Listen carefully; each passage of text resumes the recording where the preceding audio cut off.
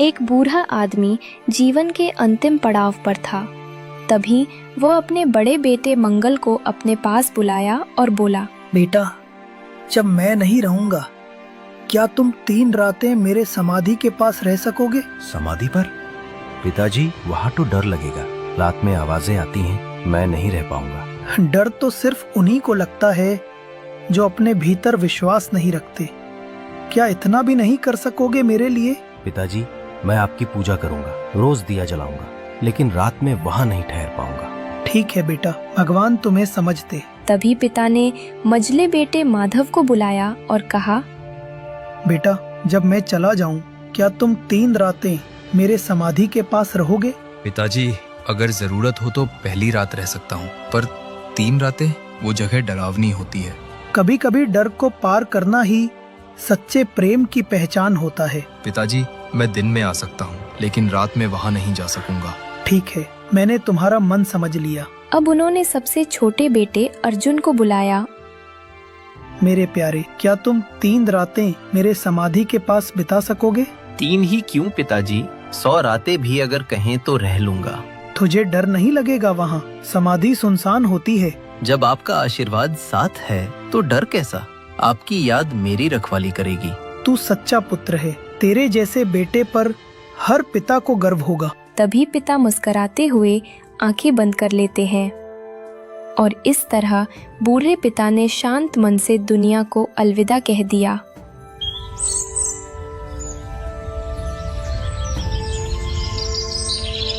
पहली रात, ठंडी हवा बह रही थी, राख अभी भी गर्म थी। अर्जुन वहीं बैठा था। तभी अचानक आसमान से उजाला फैलता है। एक सफेद घोड़ा उतरता है।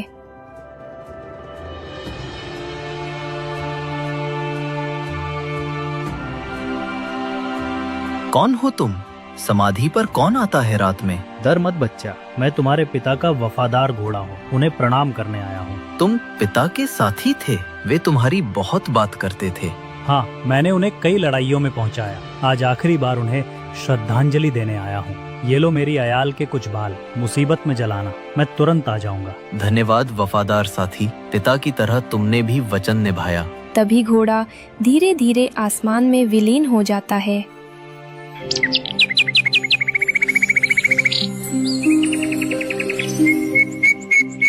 दूसरी रात, समाधि और अधिक शांत था। तभी बादलों से काला घोड़ा उतरा।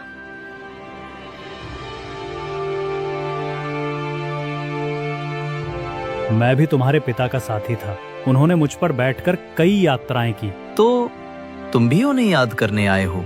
हाँ, उनका नाम मेरे लिए सम्मान था। ये लो मेरी अयाल के बाल, जब संकट आए बुला लेना। तुम सब उनकी निष्ठा का प्रतीक हो। मैं इन बालों को संजो कर रखूंगा।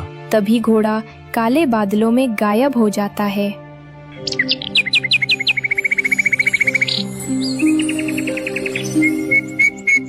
तीसरी रात, समाधि पर चांद की हल्की रोशनी फैली थी। तभी लाखी रंग का घोड़ा उतरा। मैं उनका तेज तर्रार साथी था। जब भी वो दूर जाना चाहते थे, मैं उन्हें वहां पहुंचा देता था। पिताजी, तुम्हारे बहुत करीब थे, है ना? हाँ, और अब तुम भी मेरे प्रिय हो। ये बाल रख लो, जब चाहो मुझे बुला लेना। तुम तीनों का आना मेरे लिए आशीर्वाद है। पिता की आत्मा निश्चित ही शांति में होगी।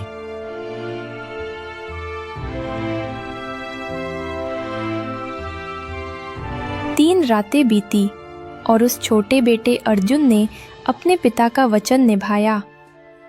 समाधि की राख में प्रेम की लौ जलती रही।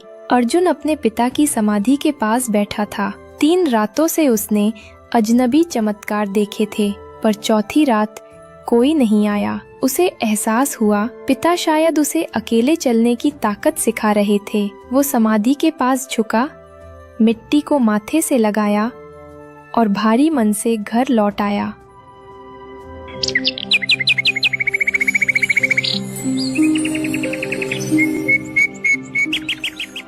तभी एक दिन तीनों बेटे एक जगह बैठे। सामने पुरानी संदूक में रखी कुछ मुट्ठी भर संपत्ति थी। चलो, जो है बराबर बांट लेते हैं। मैं सबसे बड़ा हूँ, मुझे ज्यादा हिस्सा मिलना चाहिए। अरे भाई, पिता ने तो नहीं कहा था कि बड़ा ज्यादा लेगा, तीनों का हिस्सा बराबर होगा। भाइयों, जो भी हिस्सा मिले मैं संतोष से लूंगा। पिता का आशीर्वाद ही सबसे बड़ा धन है। अच्छा अच्छा, तू तो बड़ा धर्मात्मा निकला।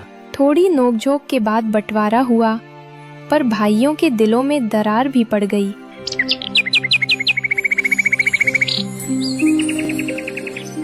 दिन बीते, संपत्ति घटती गई। तीनों भाइयों को अंततः दूसरों के पशु चराने का काम करना पड़ा। देखो भाई, ये गायें मालिक की हैं, ध्यान रखना कोई खो ना जाए। अरे छोड़ ना, थोड़ी बहुत अगर बिकी भी तो कौन पूछेगा, पैसा जेब में रहेगा। आज 2 बकरियां बेच देते हैं, मांस खा लेंगे, कल नहीं ले आएंगे। ये ठीक नहीं है, ये चोरी है। चल तू अपना उपदेश अपने पास रख। छोटे भाई अर्जुन की बात किसी ने न मानी। दोनों बड़े भाई अक्सर दूसरों के जानवर बेचकर शराब और मांस पर उड़ाते रहे। एक दिन मालिक के लोग चरागाह में आए। उन्होंने झुंड गिना, कुछ जानवर गायब थे। अरे ये क्या, 5 बकरियां कम है, कौन चुरा ले गया? ये 2 बड़े भाई हमेशा शराबी हालत में रहते हैं, निश्चित वही होंगे। हमने कुछ नहीं किया। हम पर इल्जाम मत लगाओ। भाइयों, सच बोल दो, झूठ बोलोगे तो अपमान ही मिलेगा। भीड़ उग्र हो गई। सच सामने आ गया। दोनों भाइयों ने ही जानवर बेचे थे। हमसे गलती हो गई, पर छोटा भाई अर्जुन तो निर्दोष है। वो चाहे निर्दोष हो, पर अब सबको एक साथ जाना होगा। अब तुम तीनों इस गांव में नहीं रह सकते। तुमने भरोसा तोड़ा है, निकलो यहाँ से। अगर यही न्याय है तो हम चले जाएंगे, पर याद रखिए मेरा मन अब भी इस मिट्टी से जुड़ा है। तीनों भाइयों ने अपने झोले बांधे। माँ का पुराना बर्तन, कुछ सूखी रोटियां और पिता की याद, बस यही साथ था। सूरज डूब रहा था जब वे तीनों नए गांव पहुँचे। यहाँ का आकाश साफ था, पर दिलों में बोझ भारी। चलो यहाँ किसी से काम मांगते हैं। और कहाँ जाएंगे? भगवान की कृपा से हमें फिर एक मौका मिलेगा, मेहनत करेंगे। शायद तू सही कहता है छोटे, चलो इस बार धोखा नहीं देंगे। इस तरह तीनों ने फिर से जीवन शुरू किया।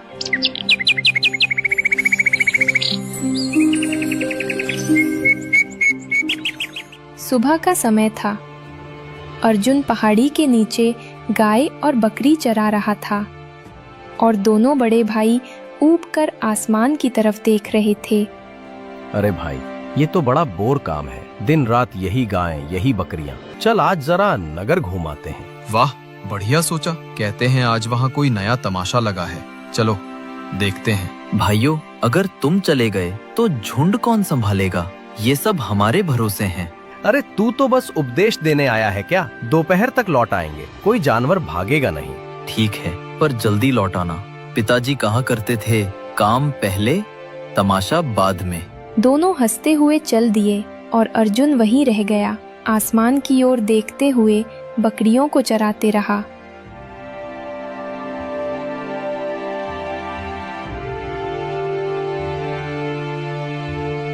जब दोनों भाई नगर पहुंचे तो वहां रौनक ही रौनक थी। बाजे बज रहे थे, भीड़ उमड़ रही थी और नगर की सबसे बड़ी मेहराब के सहारे एक 40 सीढ़ियों वाली विशाल मंच लगाई गई थी।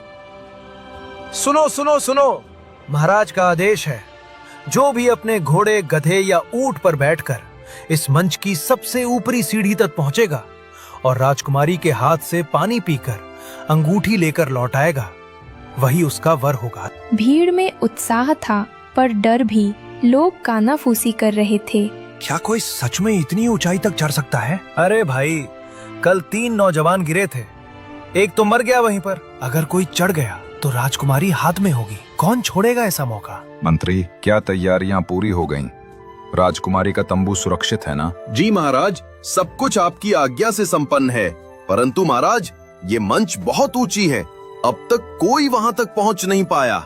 जो मेरी बेटी का वर बनेगा उसे तो सबसे कठिन परीक्षा देनी ही होगी। मैं चाहता हूँ वो बहादुर हो, बुद्धिमान हो और ऊपर तक पहुंच सके। महाराज, लोग डरने लगे हैं, कई घायल हैं। जो डर गया वो राजकुमारी का अधिकारी नहीं। ऐलान जारी रखो। शाम ढल रही थी। दोनों भाई थके हारे पर उत्साहित चेहरे लिए घर लौटे। अरे छोटे, आज तो हमने ऐसा तमाशा देखा जो जीवन भर याद रहेगा। क्या हुआ भाइयों, बताओ ना, वहाँ क्या देखा तुमने? महाराज ने नगर में मंच लगवाई है। 40 सीढ़ियां। जो अपने घोड़े पर बैठकर ऊपर जाकर राजकुमारी से पानी पीकर लौटाएगा, वही उसका पति बनेगा। वाह, क्या बात है! कोई सफल हुआ क्या? नहीं रे, कोई नहीं। कई तो गिरकर मर गए। बड़ा मजेदार नजारा था। तो कल मैं भी देखूंगा ये नजारा। तुम दोनों मवेशी संभालना, मैं नगर जाऊंगा।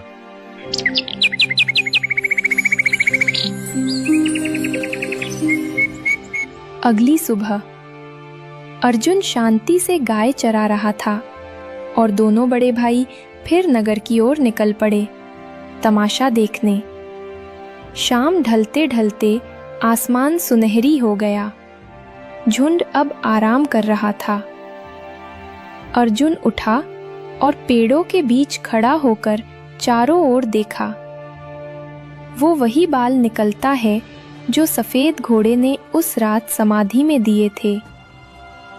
धीरे से उसने एक बाल को आग से जला दिया और तभी आसमान में बिजली सी चमक हुई।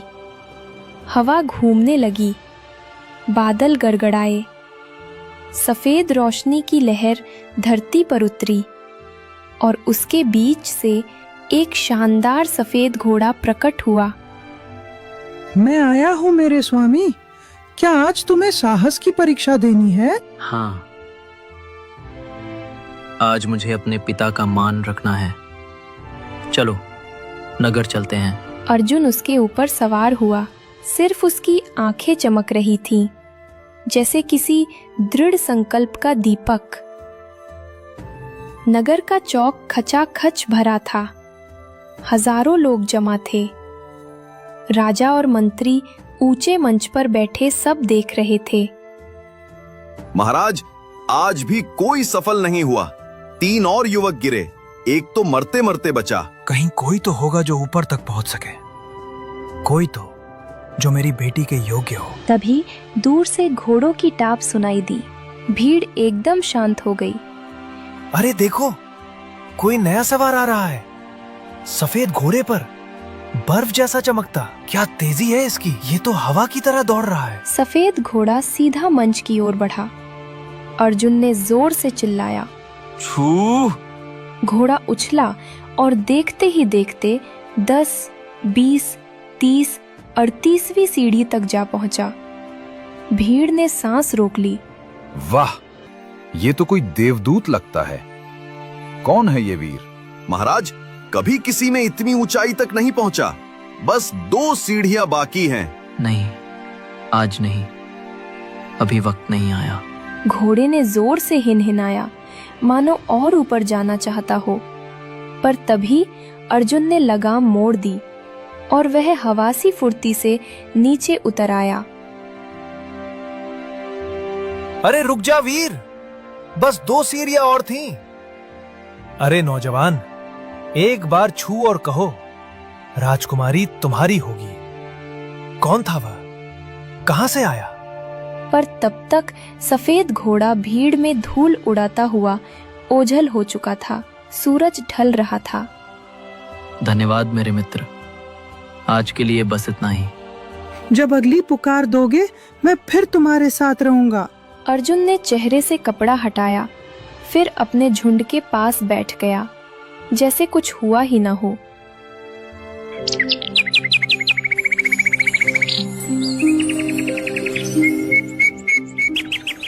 अरे छोटे, आज तो एक अद्भुत वीर आया था। सफेद घोड़े पर 40 में से 38 सीढ़ियां चढ़ गया। हाँ रे, बस 2 सीढ़ियां बाकी थीं, पर उसने घोड़ा मोड़ लिया। लोग तो दंग रह गए। सच में? कितना अद्भुत! मैं भी देखना चाहता हूँ वो तमाशा। कल मुझे भी जाने दो ना। अरे नहीं, अगर तू चला गया तो हमें कौन खिलाएगा? गाय चराना और खाना पकाना सब तेरा ही काम है। ठीक है भाइयों, जब वक्त आएगा मैं भी देख लूंगा।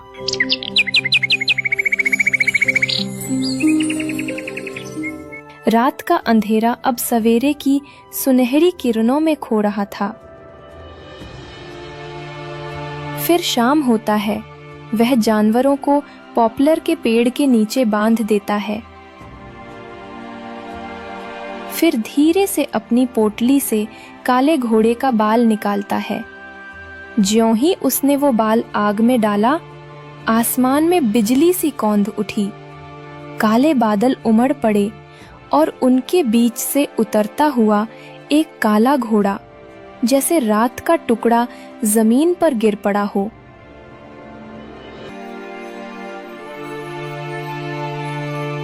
बोलो मेरे मालिक, किस मंजिल तक ले चलूं तुम्हें? सिर ऊपर तक नहीं, आज भी सिर्फ वहां तक जहां लोग ठहर जाएं। वह चेहरे पर कपड़ा बांधता है और धीरे से कहता है, चलो मेरे साथी, आज दुनिया को फिर थोड़ा चौंका दें। नगर का मैदान पहले से भी भरा हुआ था। लोग एक दूसरे को धक्का देकर जगह बना रहे थे। ढोल बज रहे थे।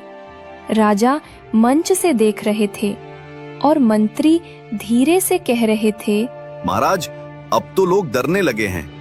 कल भी एक नौजवान आया था पर उसने घोड़ा मोड़ लिया। हाँ, पर आज भीड़ ज्यादा है। कहीं वही वीर फिर से लौट ना आया हो। वो चाल, वो नियंत्रण, मैंने ऐसा सवार नहीं देखा। और तभी दूर से धूल का बादल उठा। लोगों की आंखें उस ओर टिक गईं। कोई बोला, अरे देखो देखो, वही सवार, पर आज काले घोड़े पर। अरे ये घोड़ा तो जैसे आग का बना हो। ये वही होगा। सवार ने मैदान में प्रवेश किया। उसका चेहरा कपड़े से ढका हुआ था। वह सीधे मंच की ओर बढ़ा। लोगों की सांसें थम गईं।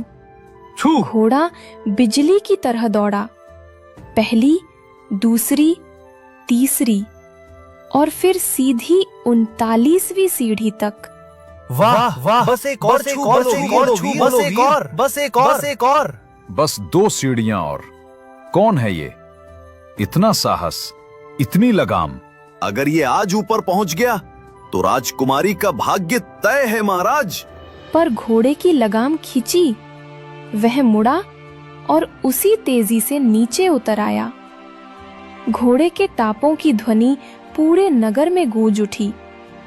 लोगों ने देखा, सवार ने कुछ नहीं कहा, बस हल्का सा सिर झुकाया और धूल में गायब हो गया। कौन है ये रहस्यमयी वीर? आज तो मंच भी कांप उठी। वो काला घोड़ा, वो तो जैसे मौत का बादल था। सूरज डूब गया।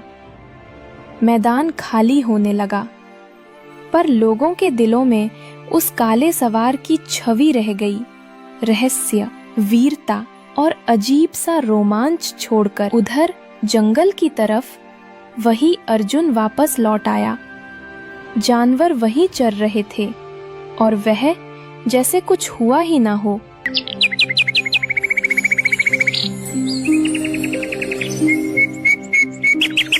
सूरज की पहली किरणें जैसे कह रही थीं, आज कुछ बड़ा होने वाला है। अर्जुन की आंखों में अब कोई हिचक नहीं थी, बस एक दृढ़ निश्चय, एक आखिरी यात्रा, एक आखिरी छलांग। आज देखूंगा ऊपर तक पहुंचने का स्वाद क्या होता है। वह जानवरों को पॉपुलर के पेड़ के नीचे बांधता है, फिर अपने थैले से एक लाखी रंग का बाल निकालकर आग में डाल देता है। आग की लौ जैसे सुनहरी बन उठी। आसमान में एक चमक फैली और फिर उतरा वह लाखी रंग का घोड़ा।